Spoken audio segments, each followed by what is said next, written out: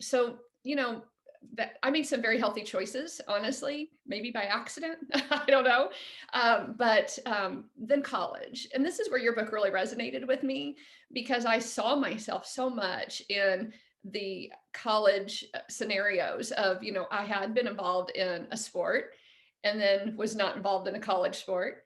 So I was not getting the exercise. I had no sense of boundary setting. I had, for lack of a better word, lucked into a very healthy relationship in high school, but carrying that into college did not really translate to the college culture. Mhm. And then also began to eat more junk food. I didn't have a lot of funds going into college, so I ate poorly because it's a lot cheaper to eat poorly than healthy. And I really felt like I could have so benefited from knowing the information that you had wrote about, and that's so scientifically and biologically, factually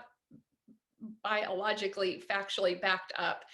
And I just feel like, we don't know this information, and knowledge is power, as you point out in the book. Mhm. Mhm. But the other thing that I think, that probably went a long way with me is the fact that I was taught discipline and self control in very simple ways, simplistic ways. And that's one of the things that we teach at Ascend is to teach educators how to teach youth that they know some basic concepts like this in other areas of their life and to connect the dots for them so that they can see you are capable of boundary setting, healthy decision making, discipline and self-control. I'll just use a real simple one. Make your bed.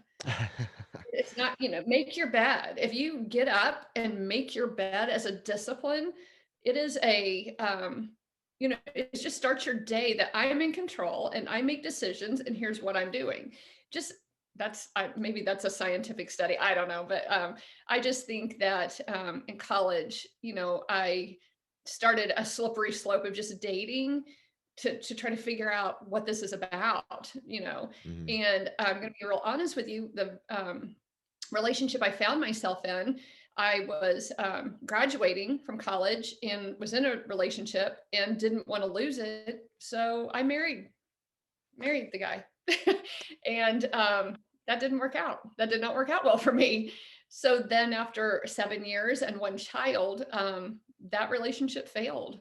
And it failed plenty because I did not understand men and Mhm. he did not understand me. So also backing up too, I was raised with two sisters, no brothers. So not even up close and personal do I know men at all, and how men think. And again, just, prefrontal cortex not existing, right? Not Back in till our at least youth. 30.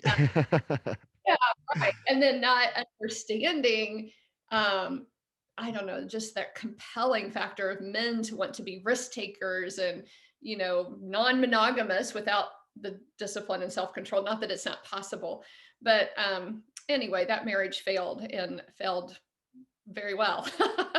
And so then I began really then as a 30-year-old trying to figure out relationships and still not knowing much information about relationships and boundary setting. And so I found myself in an unplanned pregnancy at 30 years old. Oh, I wow. saved my unhealthy decision making for 30 years old. But That's very rare, I would say. yeah, well, I'm a special kind of Yeah, not I can. smart sometimes.